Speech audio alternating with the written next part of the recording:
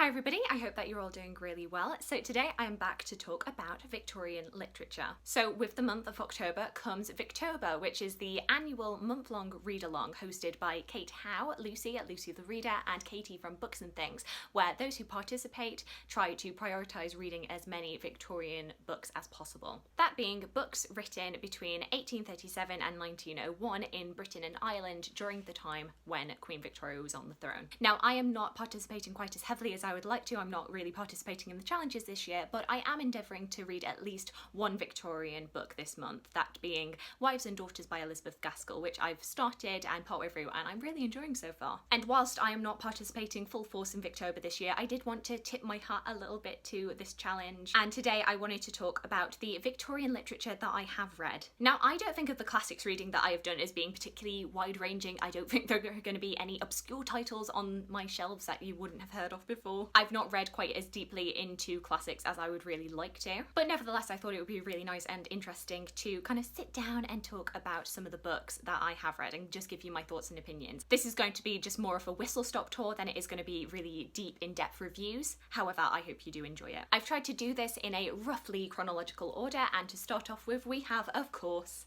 the Brontes. Who could have guessed? Here we have all of the works that I have so far read by the Bronte sisters. I've not read all of the major novels. I still believe I've got to read The Professor and Shirley to finish Charlotte Bronte, and then I will have done all of the novels.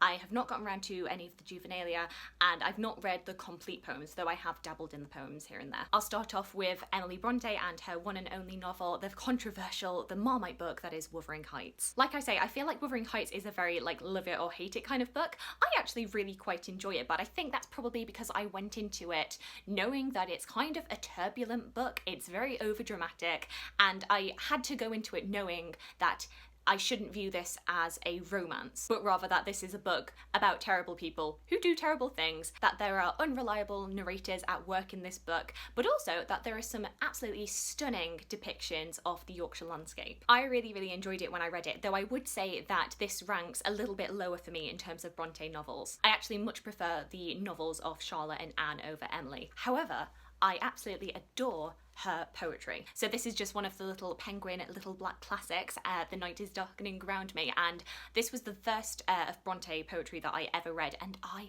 adored this. As I've mentioned before, I like to dog ear every single time a poem comes up that I really love, and it just seeps into my soul, and as you can see, that happened a lot with Emily Bronte. Whilst we're here, I might as well just mention this little collection of Bronte sisters poetry. This has poems from all three of the sisters, and once again, dog-eared all over the place, because I find their poetry so stunning. I read this on a bus ride earlier this year. It was the same bus ride where I read Somebody Give This Heart a Pen by Sophia Thakur, and for about a week or two it really inspired me to write some of my own poetry, which I think just goes to show how much the Bronte sisters poetry really does inspire me, that I would be tempted to pick up the pen even though I have no business writing poetry, let's be honest. I feel like I hear very little about the Bronte sisters poetry, however, but I would highly urge you to pick it up. Just beautiful reflections on nature and life and love and death. Stunning, love it. Next up we have Anne, and I've got Agnes Grey and the Tenant of Wildfell Hall. I feel like Anne doesn't really get quite as much of her due as the other two sisters, and I wonder if that's because I think Anne is the most grounded and down to earth in her novels than Emily and Charlotte, who are much more dramatic, whereas these feel much more true to life, I think. Agnes Grey is kind of a semi-autobiographical fiction novel about the life of a governess and really explores themes of isolation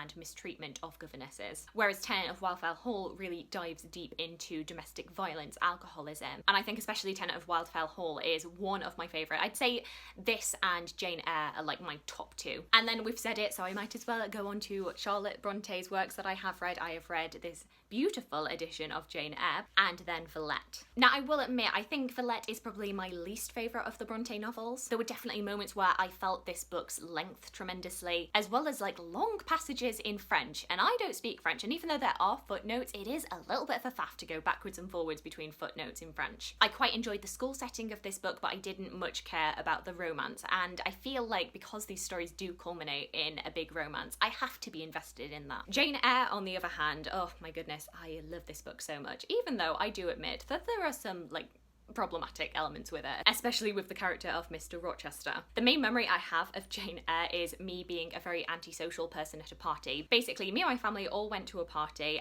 and it was a family friend who we knew very well, but we didn't know anybody else at the party, and I just sat in a little corner in a booth, and I just had the ebook of this on my phone, and I was just sat in the corner like curled up reading Jane Eyre like the party animal that I am. And let me tell you, I had a great time. I read, I think, the first 100 pages of this at the party, and it was a delightful time. Next up, what is more quintessentially Victorian than Charles Dickens? Now, I have to admit, I have not read quite as much Dickens as I would like. I feel like Dickens' stories are so well known and just so seeped into my consciousness that I feel like I've read them even though I haven't. I read Great Expectations about 2 years ago, and if I'm being really honest, I find this a little bit of an overrated classic. I don't know, I find the story not very engaging. I found it a little overlong. It has definitely not deterred me from reading more Dickens, because I am sure that Charles Dickens is going to be an author that I absolutely love once I have actually gone into his catalogue. But this didn't quite do it for me. It's not a terrible book at all. It was definitely like a 3-star read for me, but just not my absolute favourite. A Christmas Carol, on the other hand,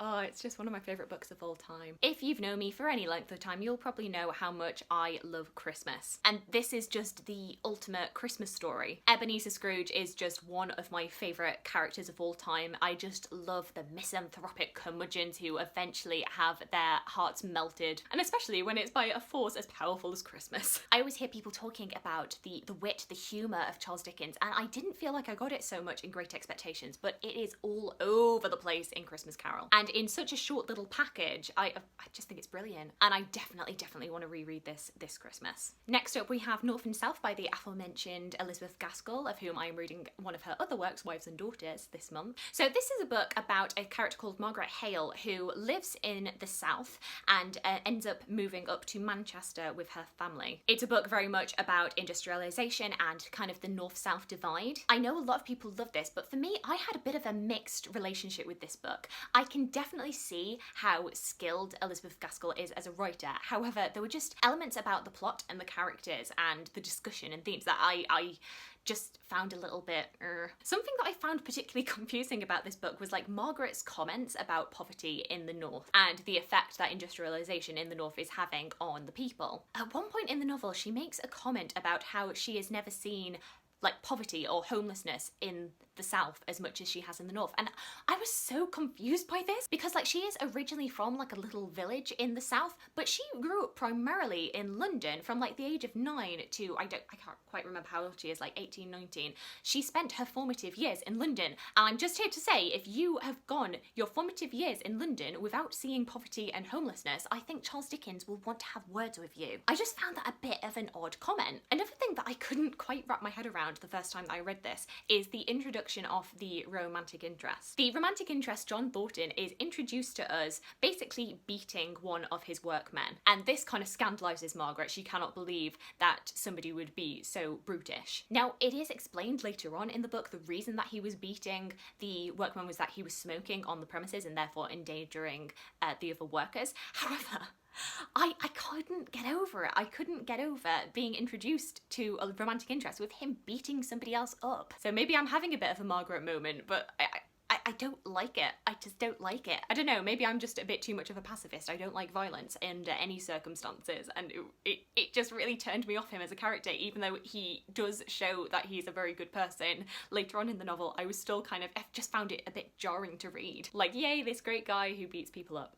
North and South is definitely a book that I do want to reread and give a fairer chance to though, so I'm not completely put off it, but at the moment it kind of ranks as a 3-star for me. Next up, we have the childhood favourite that is Alice's Adventures in Wonderland by Lewis Carroll, a book that you might be surprised to learn I didn't actually read properly until this time last year, and I feel like that maybe dampened my experience with it because I just found this a bizarre book, and I know it's meant to be bizarre, but I just found it a little bit too weird and trippy for me, and not in like a fun, whimsical, childlike way. I just kind of read this like, what's going on, like how many drugs was Lewis Carroll on when he was writing this. I can see why other people like it, but I feel like I should have read it much earlier if I was going to really love it. Next up we have Middlemarch by George Eliot. If you've been watching the channel for a little while, you'll know that I participated in Middlemarch along in July, where a bunch of booktubers got together to read Middlemarch for the first time. And once again, a classic that I quite enjoyed.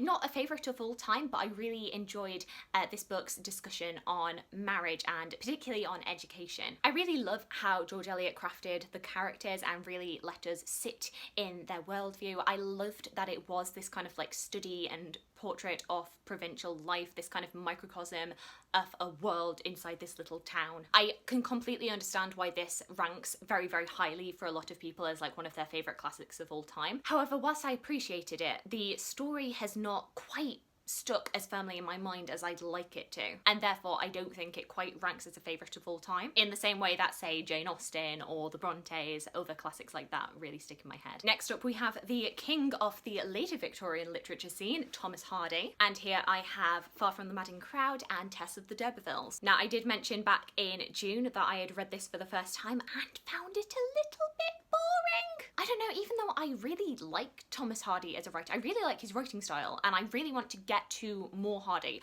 I just found this boring, and I think part of it is because it is so focused on farming and pastoral writing, and it's not my thing at all. I think I'm just more interested in narratives that are very much like living in the town, living in the city. However, something I did really enjoy about this book was how much you could feel Thomas Hardy coming through the page as a narrator. You can really tell that he loves the characters that he is writing, and I loved the ways that he would kind of poke fun at them, but I myself just couldn't find the motivation to care about them. However, Tess of the D'Urbervilles, even though this is a very, very bleak book, I loved this. It was very dark, it was very bleak, it does not have a happy ending, but I felt invested. I felt through this like I was with Tess the entire time. I was rooting for her to do well, and it was heartbreaking to see that not happen. Tess deserves so much better. So far Hardy has been a little bit of a mixed bag in terms of novels. I do want to read more by him, and I especially want to read some of his poetry. Next up we have Dr. Jekyll and Mr. Hyde and Treasure Island by Robert Louis Stevenson. Treasure Island, I am going to admit to you right now, I can't remember very well because I think I did this for my GCSE coursework, but this would have been back when I was about 15 at the latest. My main memory of studying Treasure Island at school was when I wrote a practice essay for my teacher. I handed it in, he gave it back to me with a bit of a smirk, and I was like, what's this all about? And I looked down and realised my mistake, because I think like a lot of people of my age, I was introduced to the story of Treasure Island through the Disney film Treasure Planet. And you might have guessed, I constantly, throughout the entire essay, referred to Treasure Island as Treasure Planet, and he laughed at me so much for that. And that is my main memory of this book. I know the general story, but I cannot for the life of me remember reading it. Definitely a book that I think I should reread at some point, because I think I should know the story better than I do. Dr. Jekyll and Mr. Hyde, on the other hand, I have a slightly fresher memory of, because I think I read this back at the beginning of 2018. And I read this pretty much within one day. This was just a nice, quick, sharp, short read. And I remember really enjoying it when I read it. However, it's not really a story that has stuck with me. And I wonder how much that this has not stuck with me is due to the fact that I knew the twist going in. And correct me if I'm wrong, I feel like the main plot of this book is pretty much the only plot in this book. It's a very, very short story, and I think like that main plot is the only thing going on. If this was going to be more memorable and to stick in my head a bit more, then there needed to be like subplots going on to kind of keep my interest going. There are plenty of books that I've read that have major twists in them, but I think they've always had something else going on other than the one story. This book was really engaging when I read it, and now I've read it, I have no pull to read it again. Which for such a famous story with like one of the biggest twists in literature is a bit of a shame. Next up we have Oscar Wilde, an author that I desperately need to read more of. I was doing the planning for this video, and the more that I thought of each of these books, the more I was like,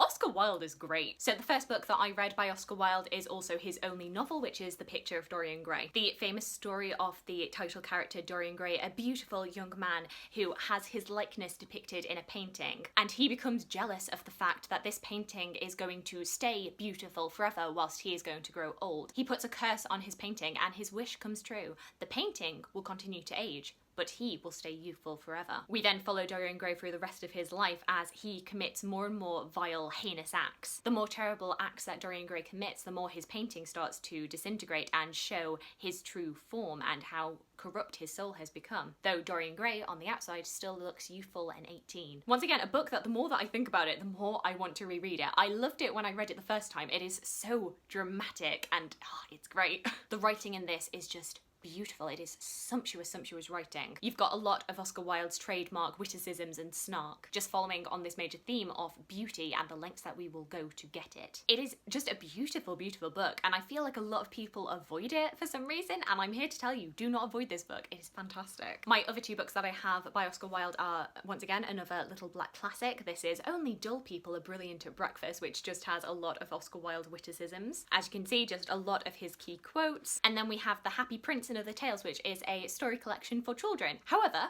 it is a very dark collection for children. When I originally started compiling my notes for this, I said that it was sweet stories for children, and then looking back on it, I was like, these are not sweet at all. These are some of the bleakest fairy tales that you will ever hear. Most of the stories do not have happy endings. They are very much giving you a bleak portrayal of humanity and all of its flaws. It's a book about how fickle and selfish and unappreciative and hypocritical humans are. And at least half of them result in some sort of grisly death, so yay! Books for children! Next up we have The Invisible Man by H.G. Wells. I'm still surprised that this is the only H.G. Wells that I have read, because I really enjoyed this when I read it. This is about a man who enters an inn in, I believe it's Sussex that he enters, and he is just in a coat with bandages and hat, and he is very mysterious to everybody. He keeps himself to himself, conducting experiments in his room, and the townspeople are just like, who is this man? What's he about? You find out through the course of the book that he is a scientist who has been trying experiments in light and invisibility, and he has perfected a serum which has rendered him completely invisible. However, this turns out to be absolutely disastrous as he succumbs to madness and the town people end up turning against him with murderous results. It's a book that's really about the drive to experiment and push boundaries, and when we take things just a little bit too far. It's a book about madness and mob mentality. It's really fast-paced. It really gives you a roller coaster of emotions. You are constantly going up and down,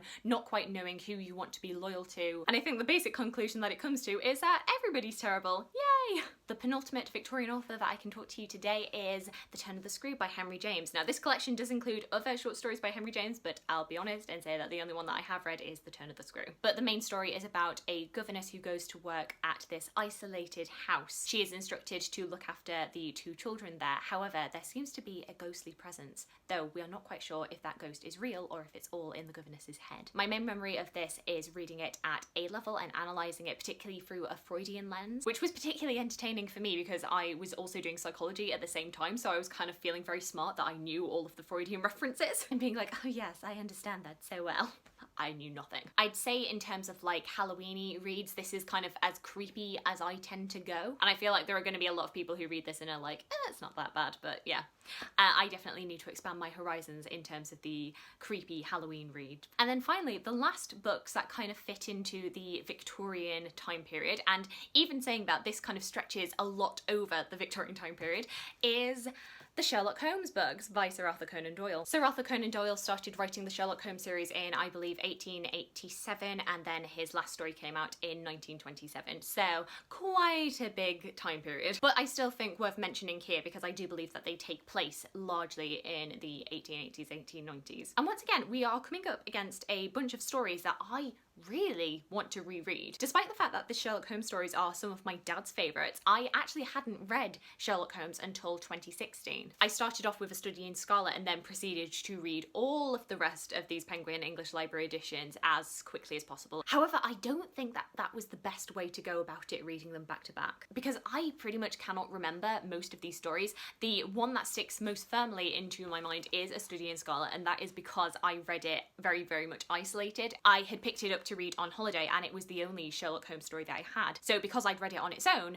the story has stuck in my head a lot more. Whereas the rest of these are just kind of a mush of detective fiction. A mush of detective fiction that I really enjoyed and definitely want to go back to, but a mush nonetheless, and I would like to be able to kind of decipher between each of these stories a little bit more. I think the one and only time that I've been ever tempted by Audible has been when I found out that Stephen Fry had done the entire Sherlock Holmes catalogue in one big audiobook that's like 70, 80 hours long. For that, I feel like the free credit is worth it. But do let me know especially who your favourite audiobook narrators are for the Sherlock Holmes series, because I feel like that's probably going to be the way that I come back to these stories. So yes, that is all of the Victorian literature that I have on my shelves and that I have read. Like I say, I feel like a lot of these books are books that you have probably heard a lot of people talking about. There's no real obscure titles here. Do let me know any recommendations that you have for Victorian books that I have not gotten to yet, and what you think of any of the books that are on my shelves. I'd love to hear from you.